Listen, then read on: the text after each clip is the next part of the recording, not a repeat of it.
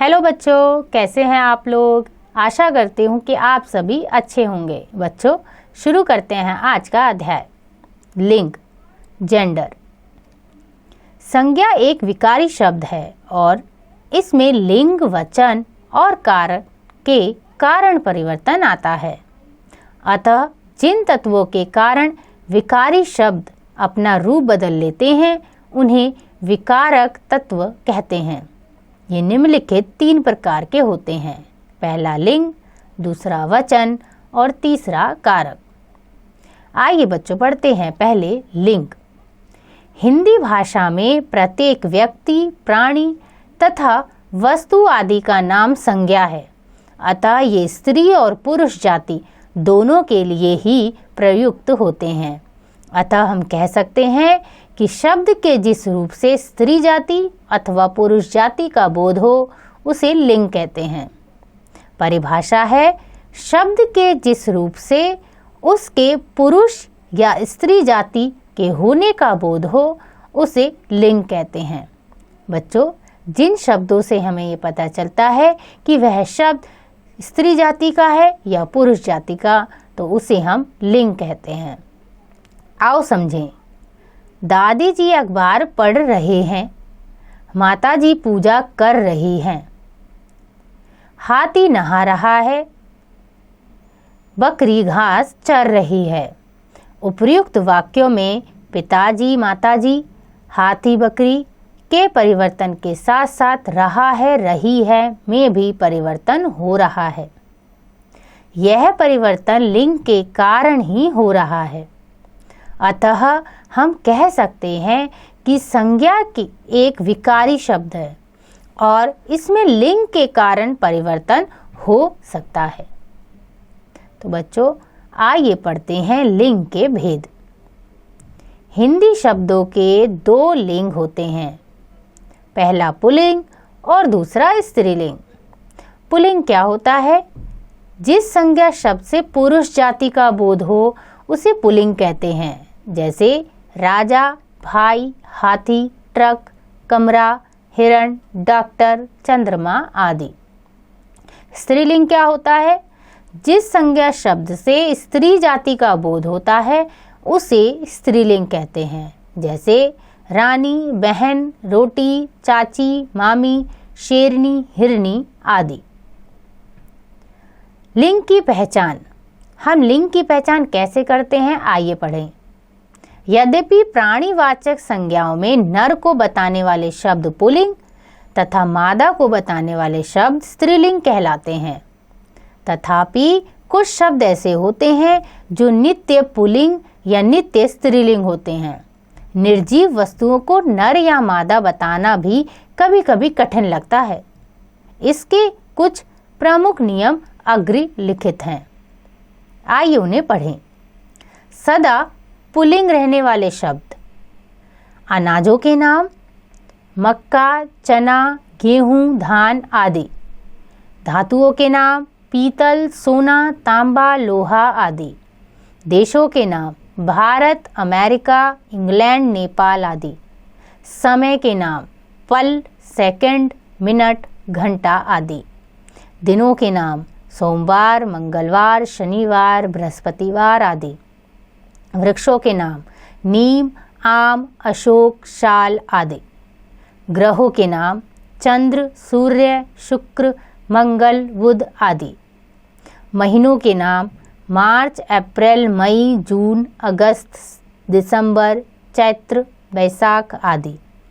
पर्वतों के नाम हिमालय, विंध्याचल, मलय आदि। बच्चों, ये थे कुछ पुल्लिंग शब्द।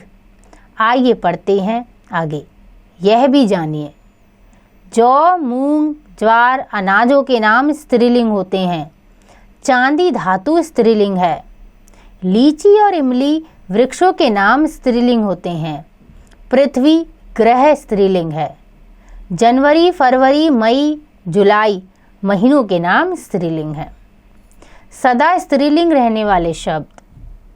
नदियों के नाम गंगा, यमुना, कावेरी आदि। तिथियों के नाम पहली तारीख, दूसरी तारीख, पूर्णिमा, अमावस्या आदि। भाषाओं के नाम हिंदी, पंजाबी, तमिल, मराठी, जापानी आदि। इकारांत शब्द बेटी, लंबी, ककड़ी, मकड़ी, मोटी आदि। प्रत्यय ता, आई, आवट, या, आहट आदि प्रत्यांत शब्द स्त्रीलिंग होते हैं, जैसे सुंदरता, सजावट, भलाई, बुराई, बुढ़िया, घबराहट आदि। ये सभी स्त्रीलिंग शब्द हैं। आइए पढ़ते हैं लिंग परिवर्तन।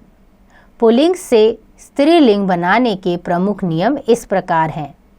पहला नियम है आ को आ करके पुल्लिंग शब्द शिष्य, आ जोड़ा तो स्त्रीलिंग बना शिष्या।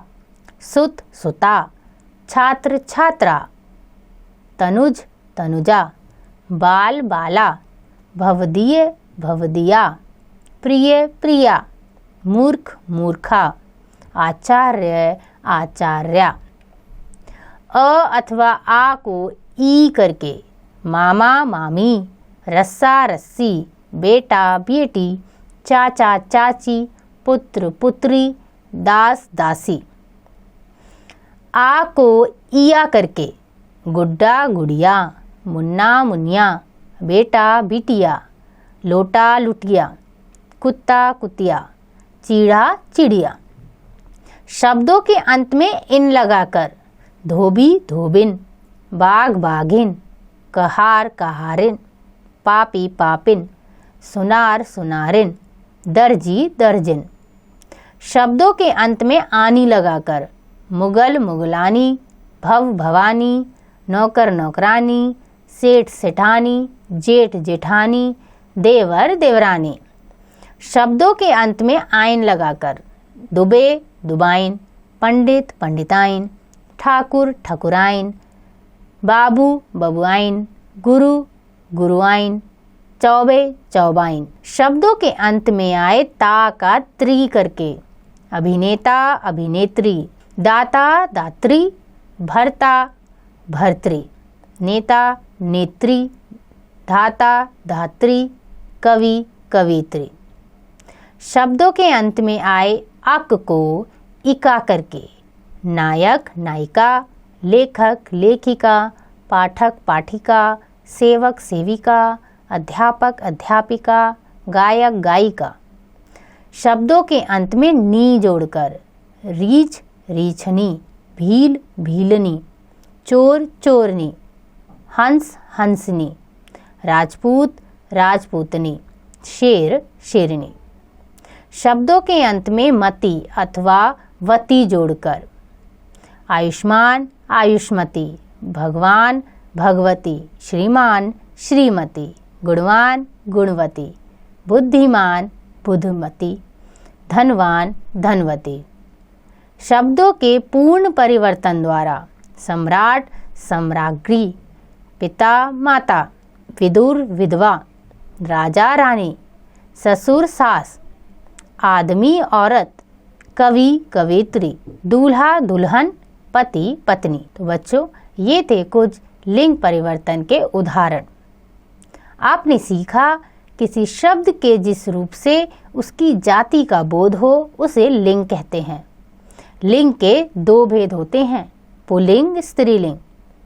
शब्द के जिस रूप से उसके पुरुष जाति के होने का बोध हो उसे पुल्लिंग कहा जाता है। शब्द के जिस रूप से उसकी स्त्री जाति होने का बोध हो उसे स्त्रीलिंग कहा जाता है। बच्चों, आशा करती हूँ कि आपको यह अध्याय समझ आ गया होगा। इसका अभ्यास आप स्वयं कीजिएगा।